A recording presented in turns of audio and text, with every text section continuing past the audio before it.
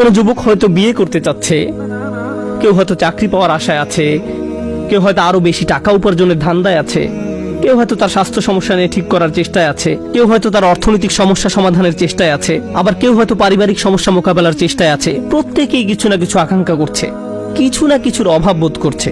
মূলত আমরা দুটি জিনিসের পেছনে ছুটি।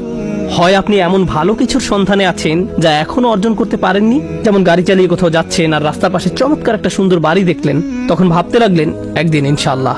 অথবা কোনো গাড়ির দিকে তাকিয়ে মনে মনে ভাবেন একদিন আমিও এরকম একটা গাড়ি কিনবো। এরপর আপনি আপনার মোবাইল ব্যাংকের অ্যাকাউন্ট চেক করে দেখেন কত টাকা আছে। Not enough, not enough, not enough. এভাবে জমতে থাকলে আর মাত্র 12 বছর পরে গাড়িটি কিনতে পারবো। তাহলে প্রতিটি মানুষ এমন কিছুর পেছনে ছোটে যা এখনো সে অর্জন করতে পারেনি। এটা হলো এক ধরনের আকাঙ্ক্ষা। আর দ্বিতীয় ধরনের আকাঙ্ক্ষা হলো আমাদের জীবনে নানান রকম সমস্যা রয়েছে। আমরা হয়তো কোনো কঠিন গ্যারাকলে আটকা পড়েছি, বা কোনো গভীর দুঃখ, পারিবারিক সমস্যা, মানসিক অশান্তিতে আছি এবং আমরা এর থেকে মুক্তি চাচ্ছি। আজকে ইনশাআল্লাহ আমি আপনাদের নিকট আল্লাহর একটি নাম আল কওয়ি এর উপকারিতা বর্ণনা করব। আল কওয়ি অর্থ শক্তিশালী, ক্ষমতাশালী। এই অসাধারণ শব্দটি দ্বারা আল্লাহর একটি নাম প্রকাশ করা হয়। শব্দটি শুনলেই আপনি বুঝতে পারেন এর মানে হলো আল্লাহ সর্বশক্তিমান। কিন্তু সূরাতুল হজের শেষের দিকে আল্লাহ যেভাবে এই শব্দটি ব্যবহার করেছেন সেটা অসাধারণ। আমি যুক্তি দেখাবো একজন বিশ্বাসীর জন্য আল্লাহর আল কওয়ি হওয়ার মানে কি তা উপলব্ধি করার জন্য আল কোরআনের সবচেয়ে গুরুত্বপূর্ণ জায়গাগুলোর একটি হলো সূরাতুল হজের এই অংশটি।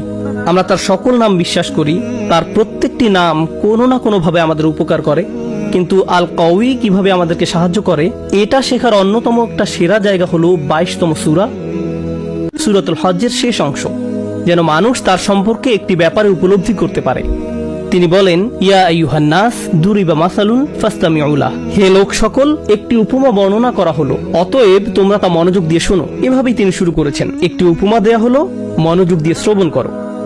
তিনি সাধারণত এভাবে বলেন যে আল্লাহ একটি উপমা বর্ণনা করলেন, কিন্তু এখানে বলেছেন একটি উপমা প্রদান করা হলো, আমি একটি উপমা দিচ্ছি বলার পরিবর্তে। এটি এক সাইড নোট, কিন্তু গুরুত্বপূর্ণ একটা অংশ। আমি এখন আপনাদের সামনে দাঁড়িয়ে আছি, আমার একটা নির্দিষ্ট রূপ আছে, আমার দাড়ি আছে, আমার পোশাক এইরকম, আমার মাথায় টুপি আছে। আমি কোরআন থেকে কিছু তেলাওয়াত করলে বা কোনো আলোচনা করলে সেটাও আপনারা দেখতে পারেন।